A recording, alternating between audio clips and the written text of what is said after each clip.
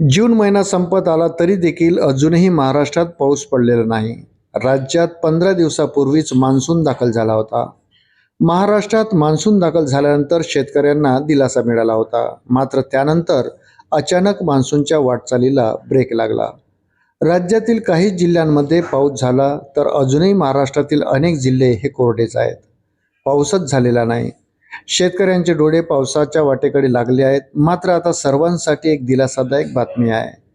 ती म्हणजे भारतीय हवामान विभागाने वर्तवलेल्या अंदाजानुसार येत्या 20 तारखेपासून राज्यात पुन्हा एकदा मान्सून सक्रिय होण्याची शक्यता आहे। 20 तारखेपासून राज्यात चांगला पाऊस पडण्याचा अंदाज आहे। दरम्यान या सर्व पार्श्वभूमीवर आता हवामान अभ्यासक पंजाबराव डक यांचा देखील नवीन अंदाज समोर आला आहे।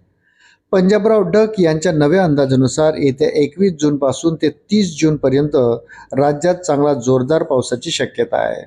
हा पाऊस सर्वत्र एकाच वेळी होणार नाही, मात्र तो वेगवेगळ्या दिवशी वेगवेगळ्या भागांमध्ये हजेरी लावेल, असं डक यांनी म्हटलं आहे।